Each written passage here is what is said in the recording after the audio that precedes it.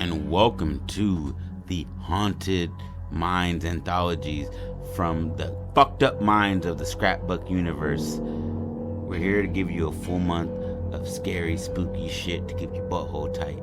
Stay with us, and we are gonna try to terrify you. And welcome back to Haunted Minds Anthologies with your boy Jody Pratt, Patty with a fatty.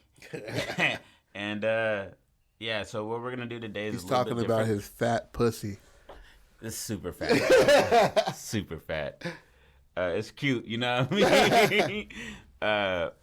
Yeah, so this one's gonna be a little bit different than the rest, but it's gonna go back into why we do this shit. It's gonna be a scrapbook horror story.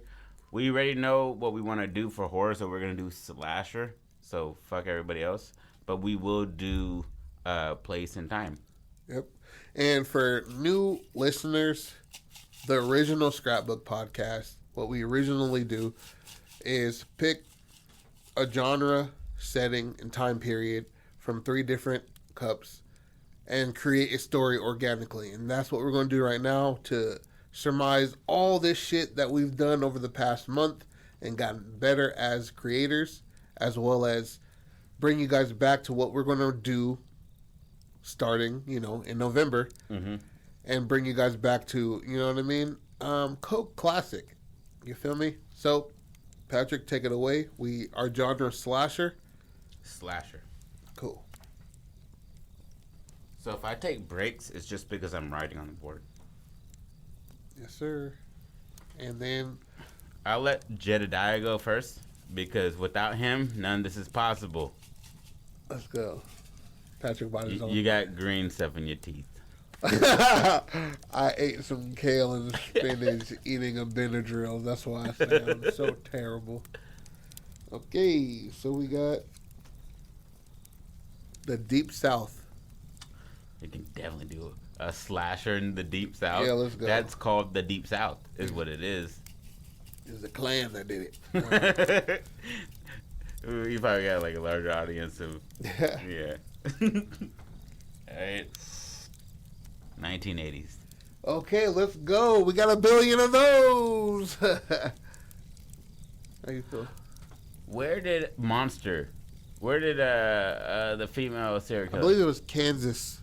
Kansas, it's Midwest. It's Midwest. Yeah. It's not South. I believe so.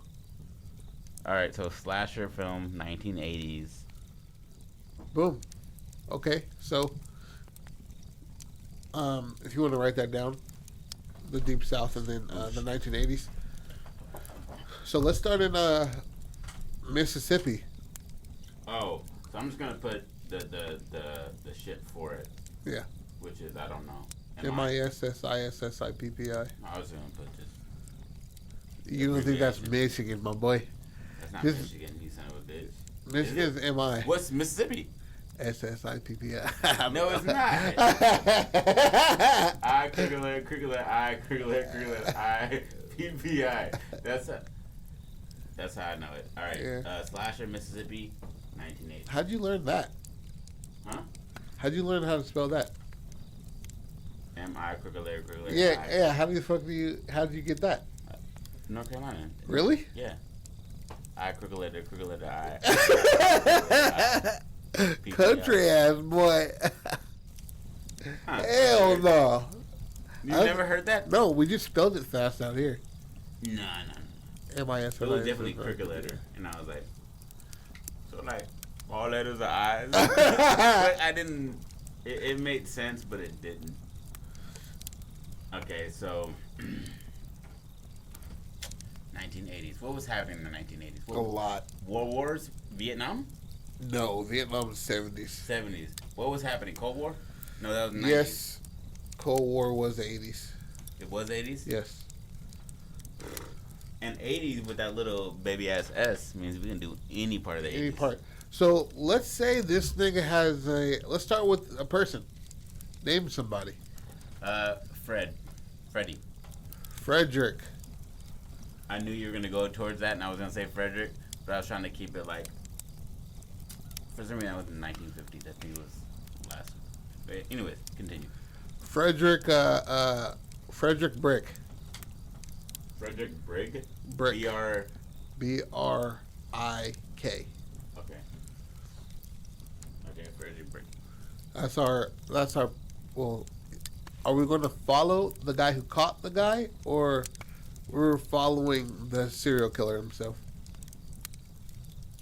Follow the serial killer. Follow serial killer. Okay, so our. But do we want to let people know that he's a serial killer? Like Absolutely. Yeah. So if this is a trip down a Serial killers. Okay. Yeah. I like it. All right. So do I write serial killer underneath him? On top. Killer. Sorry. You're the worst, dude. I swear. All right. So Let's say we're following him on the end. before we get into that, physical features. What is he looking like? I want to say he looks like Michael Clark No, Duncan. you do height, I'll do weight, Uh-huh. and then we come together on ethnicity. Okay, so 5'8". 5'8". 1980s. 170. Nigga, what the fuck does that even mean? You just said the date over, bro. It's fat niggas. No, I said nigga. 1980s. I know, but what does that mean though? Why'd you say Oh, it? because I'm trying to see, like, if it was closer to this time, he could have been a bigger killer. I feel like back then people were smaller. Like the average 1950s dude wasn't what they were showing in like movies. The robust male. Yeah, it was a 5'4", 5'7" dude. You feel me? 160 pounds. And the hell. Who worked hard. Who worked hard for his money. bro. And it did barely. But he did have a house and 3 cars, you know what I mean? Okay, so 5'8", and then 175 pounds. Yeah, I'm okay with that. Okay. Well, what do you want to say his race is? Slasher, Mississippi. Cajun. No, that's Louisiana. Well, they're everywhere pretty much, but he could be. Let's do something like He's white. white. Yeah. Okay, Frederick Frick. Okay. 1980s slasher, Mississippi. Okay. Now, what is his motive? Seeing, bad shit in his life, or would it be more like him just being demented and wanting to go into that anyways? Because I feel like there's certain moments in lives where, like, if you have the introduction to violence and you like it, you understand that's what you like. Just like the second I saw ass, like a fat ass, I was like, I like that. I like that. Yeah.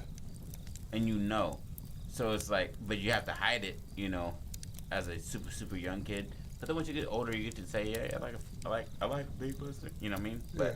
What if he has a propensity to kill Asian men? ooh, Say it. is he gay? Yeah, I mean, sure. 1980s white male. That Jeffrey Dahmer, nigga. I mean, there's a bunch of white males that killed a lot of people. It's not just Jeffrey Dahmer. He takes a cake and it fucks it up. In my head. But Gracie, John Wayne Gacy was a fat gay nigga. yeah. So it doesn't matter. And he refused to say he was gay at the end. Yeah, dude, you like, fuck the bodies, buddy. Like, do you know what you were doing? He's like, I know, but I'm not. So what you're saying is, my wife is outside. You're like, You know, yeah, you Doesn't don't want to change forever be inside. You know what I mean? So maybe he has a propensity maybe to kill Asian women, and he was a former Vietnam veteran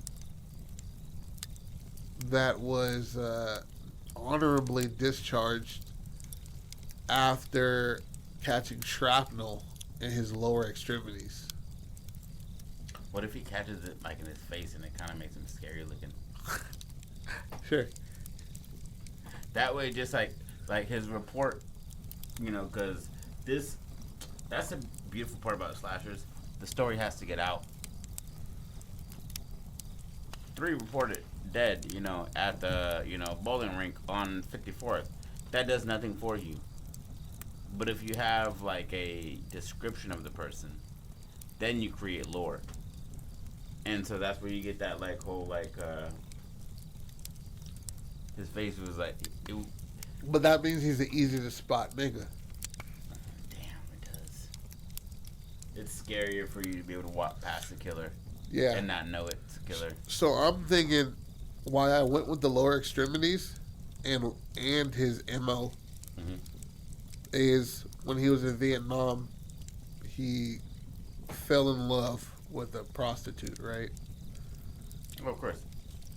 After he got caught shrapnel in his lower extremities, she completely lost interest because it destroyed his junk. Mm-hmm. So he come back into the States with this severe, like, intent and disgust towards Whores. Asian women. You know what I mean? Maybe it's just prostitutes in general. Asian whores. Yeah. And so he goes and murders, you know what I mean, Asian women from town to town and shit like that. And his main way of murder is strangulation. And then humiliation after that. So he'd stick like a fucking candle wick down her throat and burn it and light it. You know what I mean? And they'd find So her. is all right, to spur it along. Is he taking any trophies with him? Maybe he takes like a lock of hair. So can a strangler be a slasher? Absolutely. He just has to be prolific. He has to kill multiple people. Yes. Okay. So the people looking for him, who are they? Maybe it's Definitely for Mississippi, you've got a sheriff. I mean the regular police officers back then. They were. Yeah, for sure. It's the 80s. I feel like sheriff was around early. No? Huh? Sheriff was way back in the 1800s and Yeah, shit what I'm as saying, well. so. But this is modern times in the South. So people are, police officers. And we don't have a city in Mississippi that we pick. That's what I'm saying. I think sheriffs are more prone to being in smaller cities. I don't know, but we didn't say if it was a smaller city or not. Yeah, I have to learn how to write on this motherfucker. I forget. Yeah. Also, maybe we should change his way of murdering people from strangulation to, stabbing, bloody, right? So his is by switchblade. And he's from war, yeah. Yeah, that's what we were saying. He's from the Vietnam War. Yeah, so for sure. And I don't know what they used to do to people over there, but I'm pretty sure that they did something. You know what I mean? I mean, but what we were saying before is his how he got honorably discharged. Mm-hmm. So the shrapnel to his lower extremities and shit like that. So we're really just building him up. Yeah, of course. At this point, Because he's the main character. I know. That's what I'm saying. Yeah. I gave it the board like it was gonna be more people. Is shrap metal like strap or scrap? It's scrap, right? Yeah. Okay. All right. So we got Frederick Brick, 1980s slasher killer in Mississippi. He's a Vietnam vet who exclusively kills Asian prostitutes. Yeah. And after he's done, stabbing them to death, he would shove like a foot-long candle down their throats and light it. And so they call him the candlestick maker. That's good as fuck. The candlestick maker.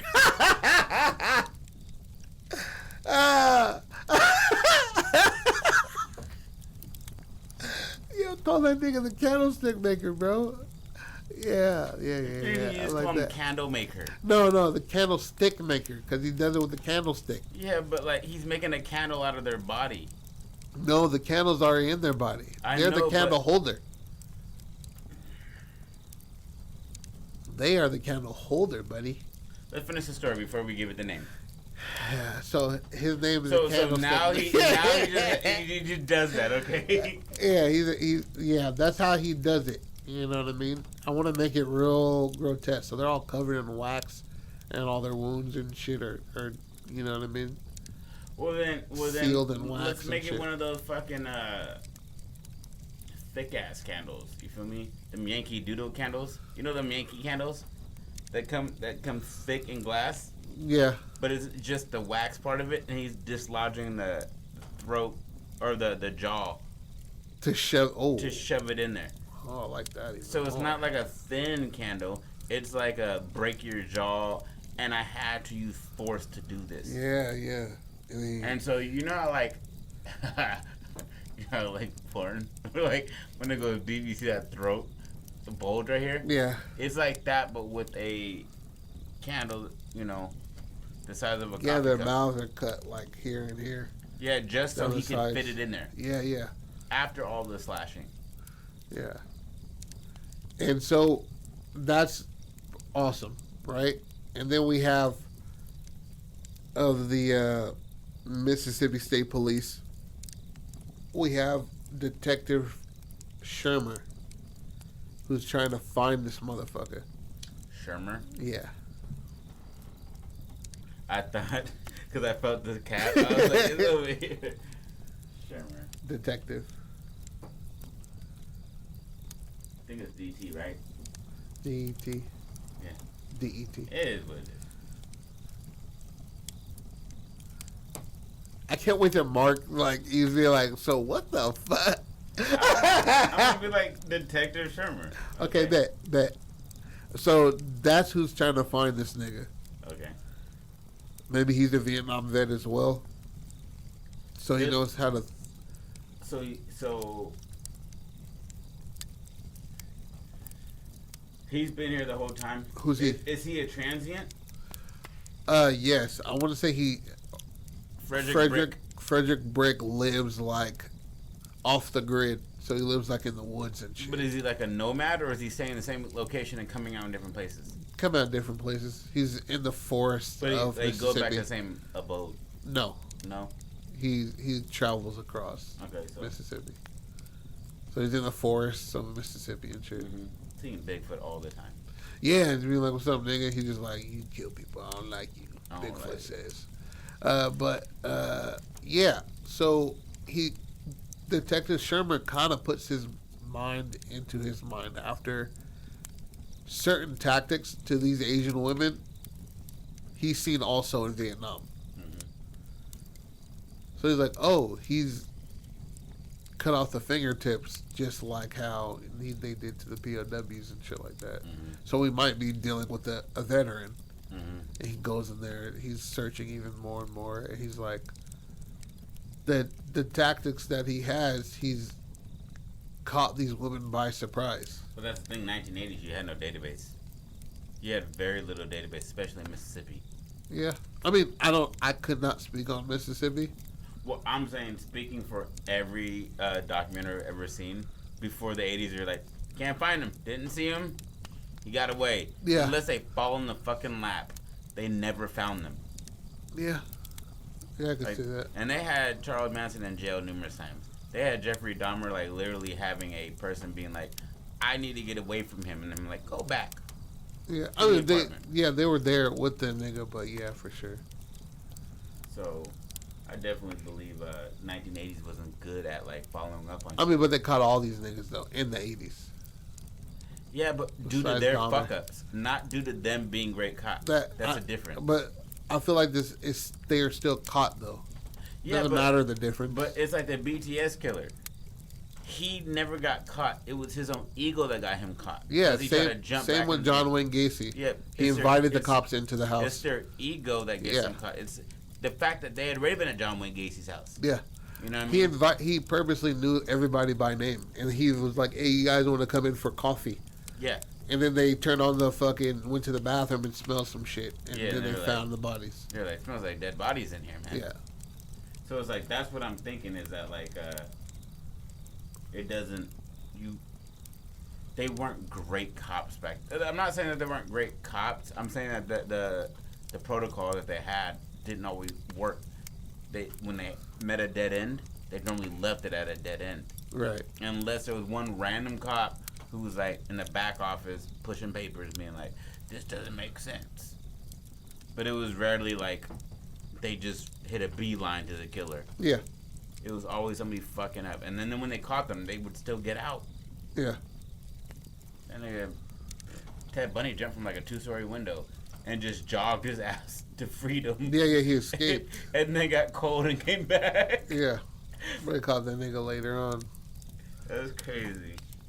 But anyways. So, age, Frederick Brick.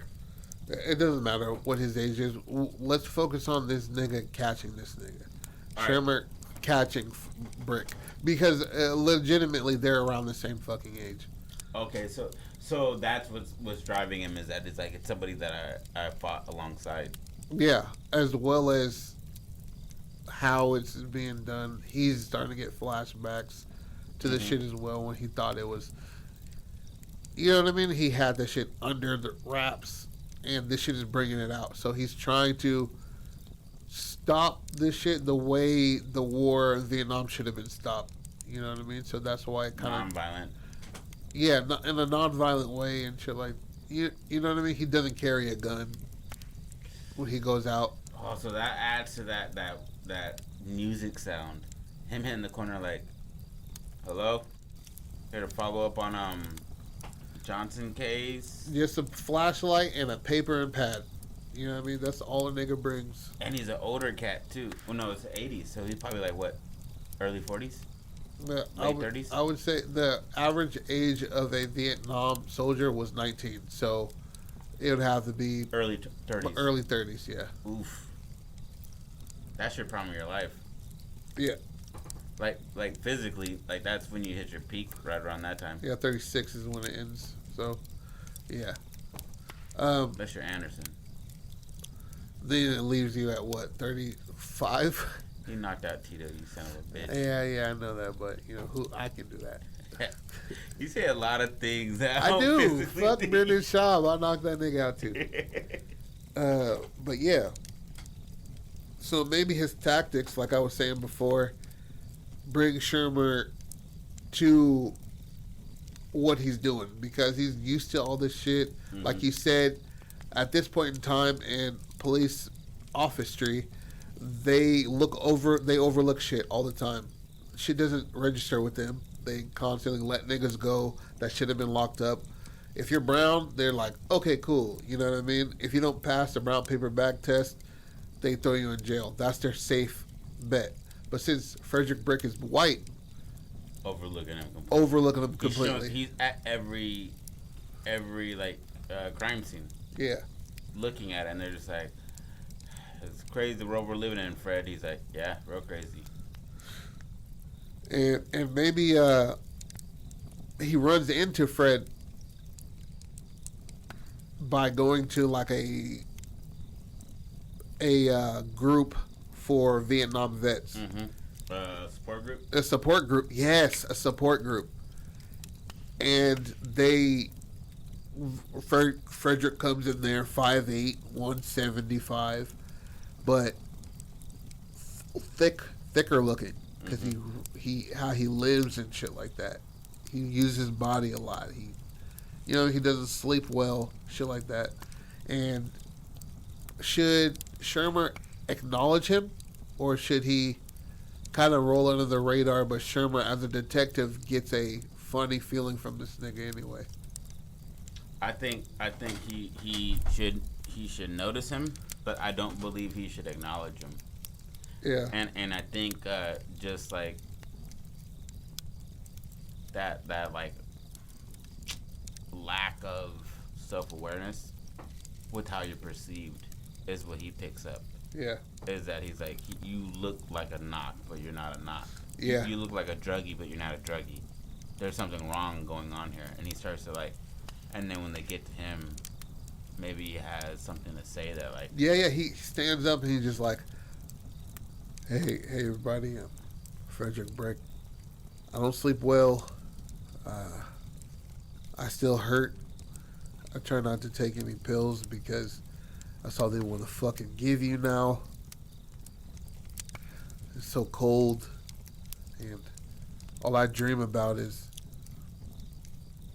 I wanted to step left, but I step right. And then next thing you know, I'm bandaged up. Women don't want to touch me. You know, shit like that. Like, he's just like, it's kind of sporadic thoughts that he's just laying down that are facts, but in an incoherent way. Kind of even more madness. Not the track of Charles. The match. Yeah, but exactly. But it's like, bop, bop, bop. That's where his mind is scatterbrain. And he's just like staring at his hands. He's like, these hands, like, they're capable of so much. But yet so little. You know what I mean? And he's just like, everybody's like, oh, it's good, bro. Don't worry about it. He's like, no, it's not okay. It's not. Because I wouldn't be like this if it wasn't for these, you know what I mean? He goes around and shit. Like, they want to pit us against each other, but I know what the enemy is. You know what the enemy is. You saw them. You saw them. They killed our brothers. Exactly. I live with them every day. They talk to me. They say things. I know you hear the voices too. I know you do. I know you wake up crying like I do. If we could just, you know, we want to keep it. I understand that you have a lot of emotions. As the speaker of the, I understand leader you of have the a support group. of emotions, but we want to like receive what we're feeling, but also let it go. Let it go? What I'm saying, it's more of, I've never been in war, and so you need to sit the fuck down. Shermer stands up. Hey, you got to relax. Puts his hand on his chest. His heart's racing. Frederick Brick looks him up and down. Get your fucking hands off me. Storms out of that bitch. Pulls out a cigarette, right in the mouth. Pulls out a cigarette. Mm-hmm. Right? His out of a carton, right? Mm-hmm. I don't know what they're called. A pack. Hey, I've never smoked a cigarette. I hate niggas who act like they ain't heard a pack of cigarettes in America. He's like, what do they call them? Like a cartridge? Fuck out of here, nigga. Oh, addict blood. Shut up. So he opens the cart and he's like, there's wax on the outside of that.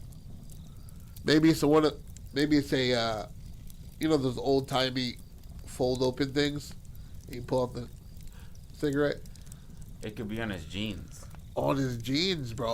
On his jacket where he touched his hand. Yeah. And he felt it, sinewy. Yeah, like that sheen feeling where it's like a few droplets, yeah. not a lot. It's enough to where you're like, oh, you drop something like. He takes it like maple syrup or something. Yeah, he was like, oh, it's not sticky, but he's just like, oh, it's kind of okay. Well, you hit it, and then you're like, why you got hard raindrops on you? Yeah.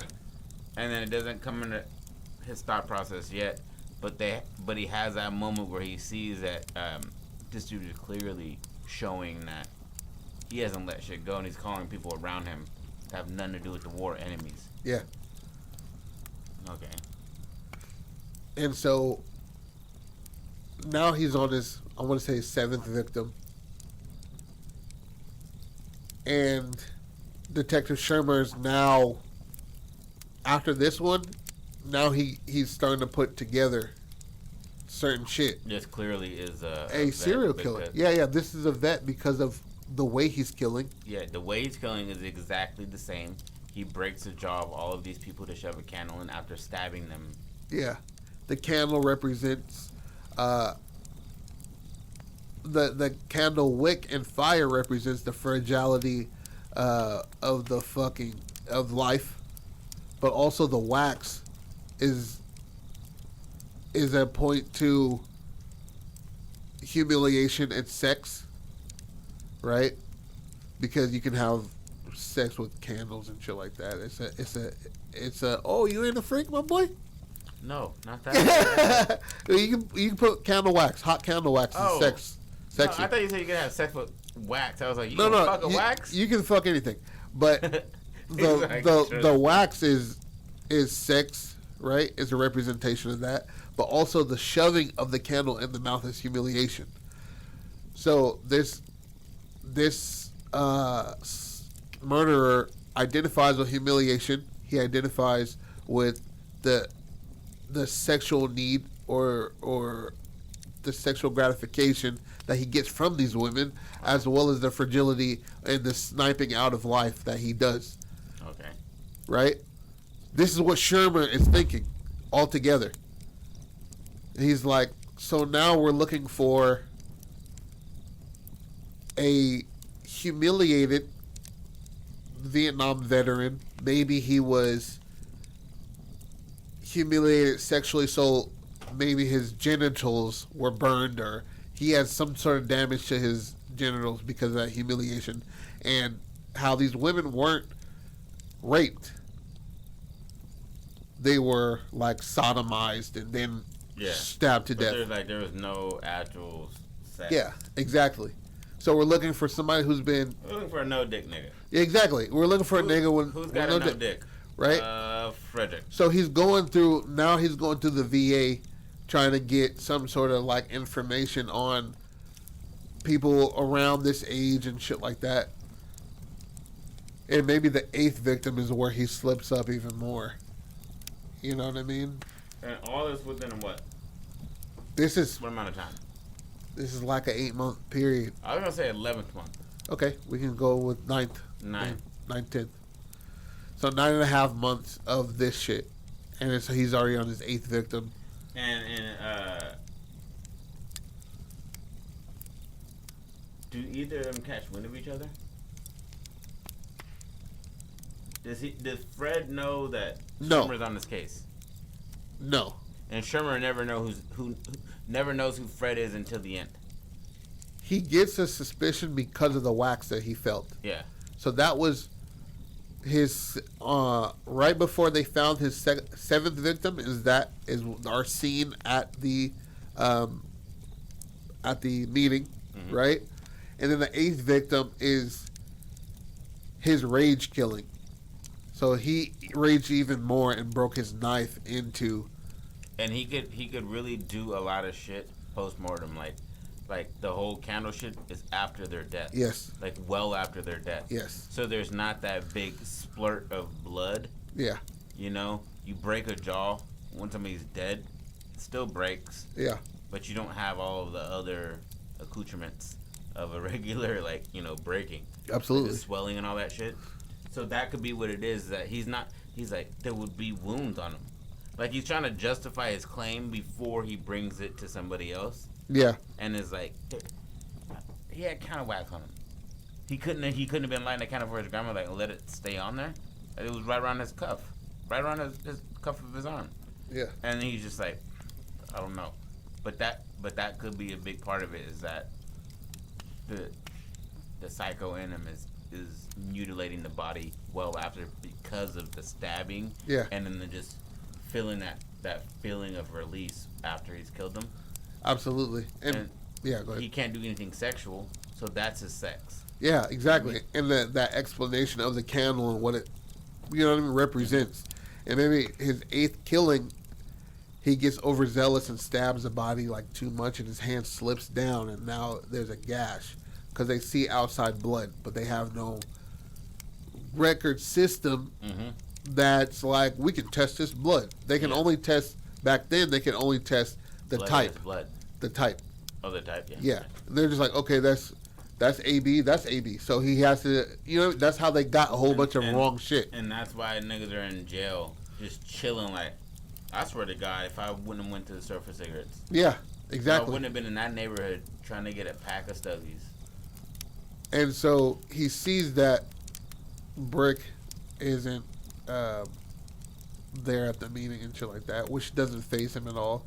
But next time he sees him, the next week, he has a wound on his hand. It looks like a scratch. Yeah, but it's deep within his palm.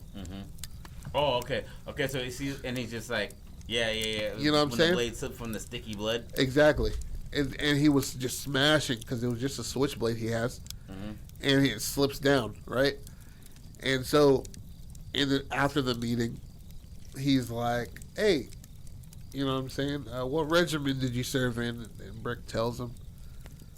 And he's just like, you know what I mean? I was proud. I was Foxtrot 37, you know what I mean?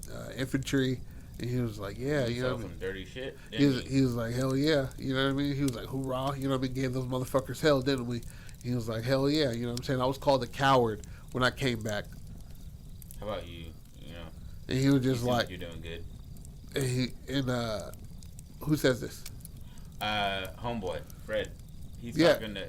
He was like, yeah, you know what I'm saying? I got a couple things going on, you know what I mean? Bouncing around from here to here. You seem like you're doing good. I don't believe that people who have that affliction, as far as like going crazy, I don't believe that they respond the way you want them to, and they hold stares too long and shit. I know, but also it's their ability to be the chameleon. Yeah. Because they can just act a part of society. Some people has Frederick been a serial killer his whole life? No, this is literally after Vietnam. So then I think with those cases, it's more of a switch of personality rather than, or like a disillusioned self, or like system that you're in, and then you feel angry about it, as opposed to Ted Bundy, who was like, hey, do you want to help me in my car? Like, I don't think he was setting people up as more as like being. That's why he's so violent with his slashing, right? Right. So, I would say if he's turning into a serial killer, he goes back to one of the sites and he sees Shermer, and he's talked to Shermer, and he's like, "Oh, you're going to these things for me."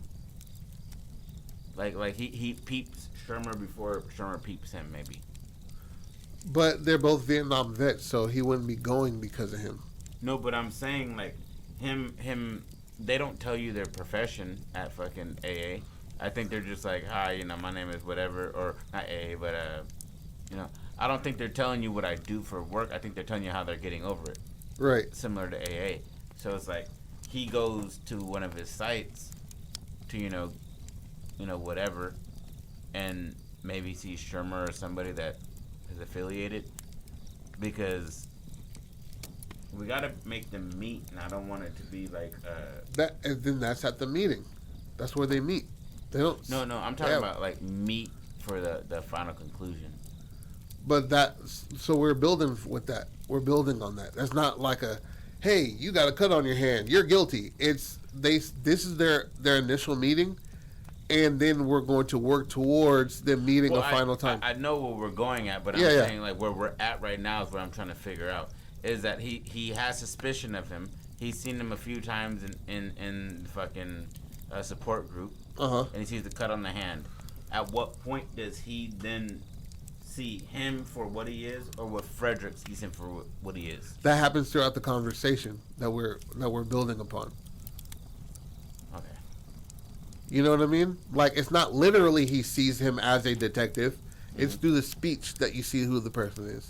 Okay. It's not just, I saw this nigga with a magnifying glass checking out where I killed somebody, or nor is it I saw him following an Asian prostitute. That's why I know him as. It's through this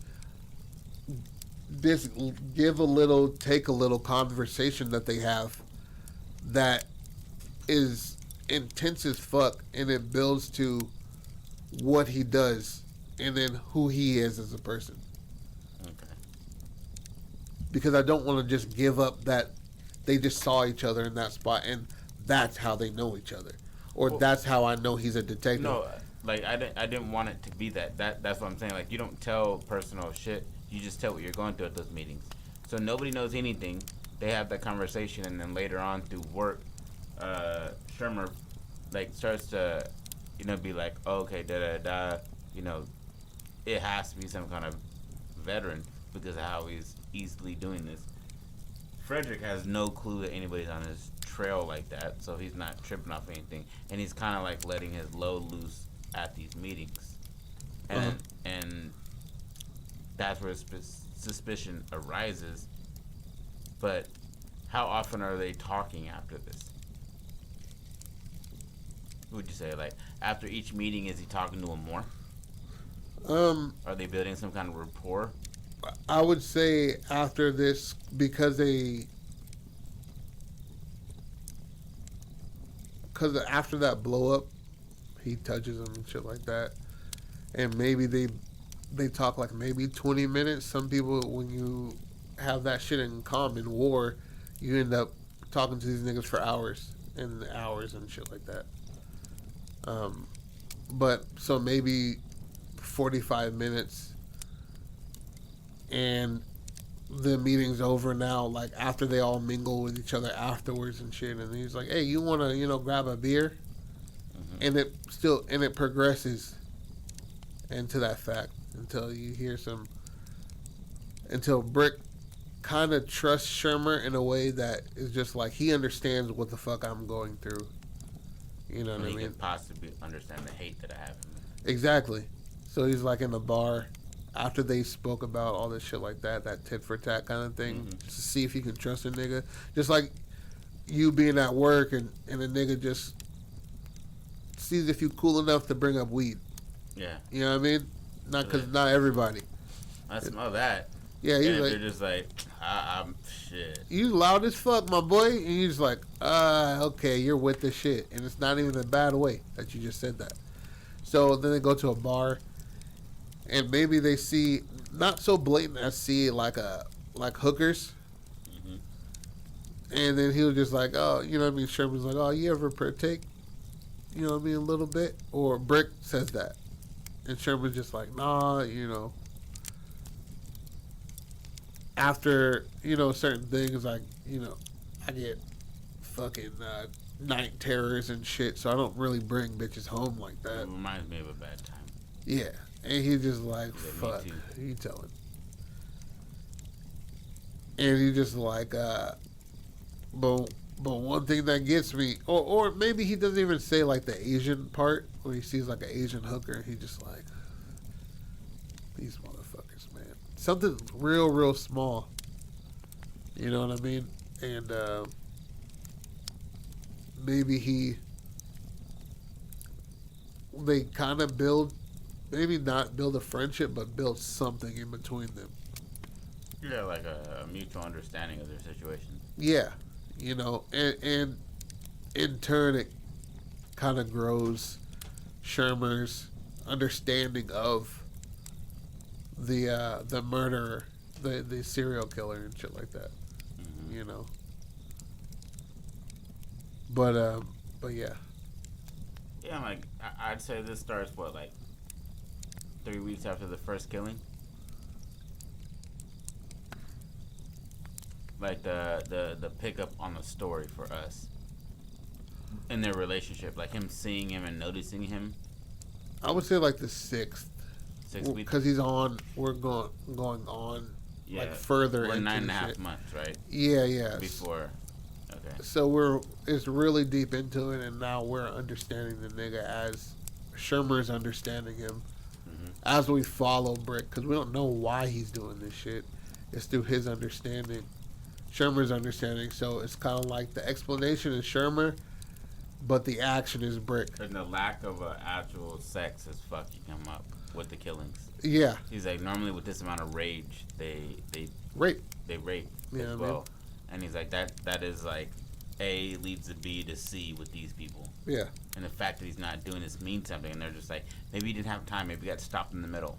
And so you got all these other interjecting like theories that is leading him off the beaten trail. Yeah. And then you have this man talking to you in a support group being like, and they won't touch you, and no woman wants to be with you, and you're just like, he's just like, huh. And so he just takes that idea, removes it from the person he got it from. Yeah. and just puts it on the profile of that person. And it's like, maybe he's a Vietnam vet who can't have sex. Yeah. Like, maybe, like... He has an innate inability to do so. Yeah. Maybe he's gay. No, it can't be that, because they would sodomize these women. There would be some kind of penetration, and the fact there's no penetration or semen shows that this person is sexually frustrated. Yeah. And, like, he's trying to come up with this shit at the spot, and people are like, you're chasing ghosts. You're not gonna find this. And so he's coming to these meetings with that energy. You're not talking about it, but he's coming with that energy. Yeah. And then over the course of time, does it? What if it leads him to ask him, like, hey man, you know, like, I have this case that I'm working on, and you know, there's a lot of similar tendencies to Vietnam vets, you know, and you know how we did it back in the day, and and he's just like, yeah, what are you getting at? And you see, like, the homeboy getting intense, and again, we can disregard all of this. We probably should, because I'm thinking about it in my mind, it doesn't seem like it's a pan out. No. But, work it out. But he's like, because we're Vietnam vets, you know, we know a certain amount of things, and we've seen things, and there's certain parts of these people that are being cut up that resemble what happened, and you know, there. And he's like, yeah. What about it? And he's just like,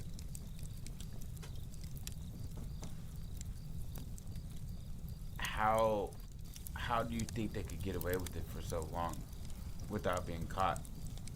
And then he goes into like a monologue as far as like the killer on Brick does. Yeah, Brick, on how it could be anybody, any Vietnam vet, because none of us are being treated correctly. Yeah. We came back as heroes, and we came back as losers at the same time. We came back the people that made it back. You know, I saw my friends get killed, and we're living.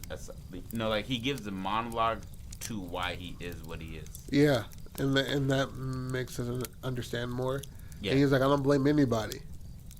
I don't blame any fucking soul for doing what they did, honestly.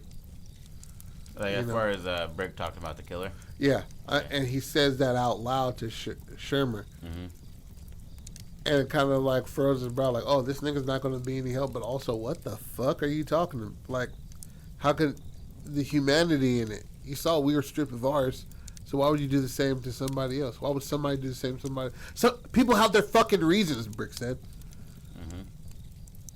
And he's like, I have my reasons. Just because you moved on doesn't mean everybody else moves on. yeah. And how are you?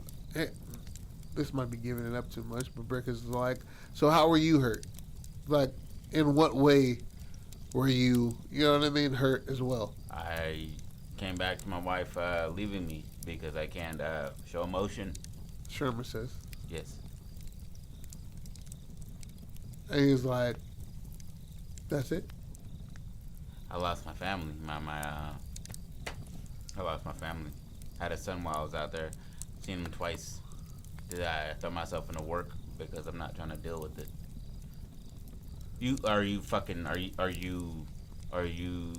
Did you figure it out? What have you done since you've been back? Deep stare. Takes a shot, Brick does. Just be lucky you didn't lose anything else. A part of you. You got any family, Brick? No. Wait. You got family out here?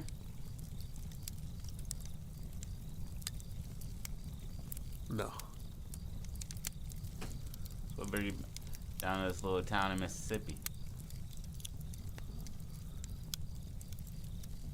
Well, I'm gonna catch you later. That little quick dismissal of like, oh, you're kind of catching on to it, and he lets him leave. You feel me? Because it's 1980s. Yeah. You can leave drunk in the bar and get into a car. Yeah. Get home safe, Bill. It's like every time. Exactly. So he's like, he asked the bartender for another one, Brick hits it again. I'll see you next week, Shermer. And he leaves the fucking bar. And he just has this feeling. Just like all detectives have a gut feeling, instinct. Mm-hmm. And he follows this nigga. But like very, very far back. But he knows if he's a vet, he'd feel it. Run with the feeling. He feels this nigga Shermer behind him. Without looking back, he just breaks off into a sprint. Sherman's like, fuck. Runs after this nigga. Right? Yes. Hits the tree line. And now you're running through the woods. Sherman's just like, fuck. Pats himself down. Flashlight. What does he carry always? Flashlight, pen, pad. Running through that shit. Light drizzle happening. Right after fucking Brick. Right after Brick, Shermer who's in better shape. Leaps into the tree line. Of course, Shermer, because his legs aren't damaged. Okay. Knees to chest. And he's screaming out, Brick! Stop running! And I just want to talk. And that nigga's just like faded off to the darkness, right? And he finds himself in a clearing. Flashing the light around. Brick! I know you're out there. I'm going to be the background noises as you're doing this. So keep doing this, and I'm just going to add in sound. Okay, Brick, I know you're out there. Click snaps to the left. Brick? Come out right now. I just want to talk to you. Brick says. What do we need to talk about? Doesn't see him yet, though, right? Doesn't see him yet. He's like, what do you need to talk about? And he's just like, I just want to talk to you. He's moving out of the way of the light. Yeah, he's dipping off right when he catches the shoulder. Ooh, but his eyes are keeping contact with him. Yeah. Ooh, like he's hitting a duck when somebody throws a jab cross, but you duck under that shit, and he dips off right into the shot, and then you just hear crunch, and he runs off into another tree line from the clearing, right? Mm-hmm. He's like, and then he catches. He can see the bottom of his feet. That's how far away he is. Mm-hmm. He can just catch it perfectly the bottom of his feet. So he's a nice, decent amount away. And he's just like, you need to slow down. And then they stop right at the edge of a fucking river. And the nigga's just like, and it's like it's like a... The Mississippi River? Yes! Yes, that bitch is raging. Too. Yeah, and I hear a lot of people do that bitch like yearly. Like it's a regular thing. And in the 1980s, it was probably like, you don't like your kid, just go push him. You know what I mean? And maybe they catch it like, you know how a river will go over like into a waterfall, and then the river will catch on again. Mm-hmm. He's caught like on the edge of that waterfall. Yeah. And he's like, Brick, stop! And Brick is just like, you want to see? You want to see what they did to me? And he's just like... I know what you mean. I know where you're going. He's like, what are you talking about? He lifts up his shirt. From the bottom of his chest, it just intensely grows with scars. He's like, what the fuck? And then intensely what? Intensely grows with scars. So Okay. the top of his chest is like sprinkles all the way down to a full rain, all the way down to a flood. And at his belt line is just mess. Yeah. And he pulls down his pants all the way, and he just shows just a blank, just torn skin. All that shit's all fucked up and disgusting as fuck. You got a hole for the urethra, but that's... Exactly, and it's like a stent. Yeah. Not a stent, but what the fuck is that shit when they stick inside your bladder? Oh, catheter. I said it it's just first. a catheter. I said it first. So yeah, you're right. Just know that for the audience. And it's like dripping. Mm-hmm. You know what I mean? Or it's connected to a bag that's wrapped around his leg. You didn't like pulled it off lightweight. Exactly. He like pulled it out a little bit. This is the 80s too, so we don't have like the technology we have now. Exactly. So, like, you fuck some shit up, you die. So it's like a half bag of piss connected to his leg. Mm-hmm. He's like, see what they did to me, huh? Nobody touches me. And you think that you're right for them being in our fucking country? You want them to be around you, breathing the same air as you? And Sherman's just like, hey, man, calm down. I have no weapons, bro. Like, you need to pull up your pants and calm the fuck down. I just want to... The straw's making me upset, nigga. Right? And then he's just like... Kind of like Sherman's now like walking towards him with a flashlight. So the light's growing more intense. So Brick is just like squinting even harder, holding up his shirt and shit like that, and like scratching at it. Like one hand's holding up his shirt and the other just like rubbing his skin back and forth, and it looks all oatmeal-y. And the nigga's just like... I was thinking it looked like glossy, like I mean, but like, if you when you like pull it your looks skin like back and forth, yeah. But I was thinking like testicles without the testicle. You know what I mean? So it's just like a loose ribbed skin. Up, Yeah. ribbed up and loose skin, but like taut. Yeah. But you know what I mean? Like that the intricacy of a testicle skin, like that of scrotum. Scrotum. How you say like it bleeds into a bigger mess. Yeah. Then you have like a ball sack where that should be, and then it's just like a catheter or whatever. I mean, he doesn't have a ball sack either. That's all gone. Yeah, and see, that's when you just say, "Let me go." You And know what I mean? so he's just like, they're having a fucking standoff. Sherman's getting closer. He's like, "Stay back!" He's putting his shirt down, like pulling his pants back up. I said, "Stay back!" Now he's kind of upset and embarrassed because it's like I was showing you myself. Yeah, and then he like takes out his blade. Right? He's like, "I don't want to do this to you. I want to do it to them, not you. I thought you were my fucking friend, man." I am your friend. Just calm down and put. We can work this out. You've made some mistakes, man, but we can work this out. No, we can't. Why can't we? I don't know. Because you'll stop me from doing what I need to do. That's why. You don't need to hurt anymore, man. We did enough of that over there. We're home now. We can get you help. We can get you help. I don't. But we can get you help. We don't have to. You can put the knife down there. Women don't have to die anymore. You're. Back the fuck up. Holds the knife to his neck. Back up! Back! All right. You never catch me alive. It just jumps off into the waterfall. No! Yeah. I bang on the rock a few times. Yeah. Sherman bangs on the rock as his boots are fucking toward the sky, and he's dropping right into this waterfall. And Sherman just like runs, hands and knees, scrapes towards the ground because he doesn't want to fall himself. Mm-hmm. And now he knows where the line is because he's then dropped his flashlight. So he's like hand and knees like crawls towards him. And he's like, "No!" Like you just did. Mm-hmm.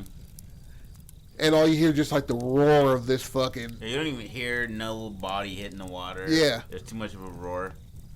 And then they could just like cut to red and blue lights everywhere and shit like that. Helicopters coming around looking in the area and shit.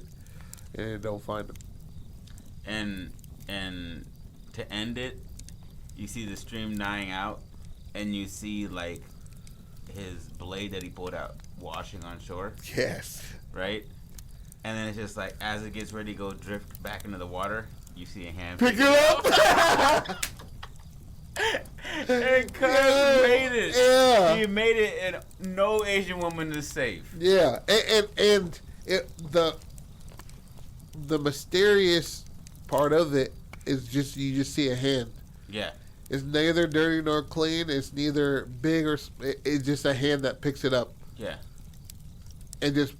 Yeah, you don't see anything. Yeah. Other than the hand. The hand picking up the blade. So it could be a younger person. It could be anything. We but don't know. But we know. We know because we made the story. Yeah. And there you go.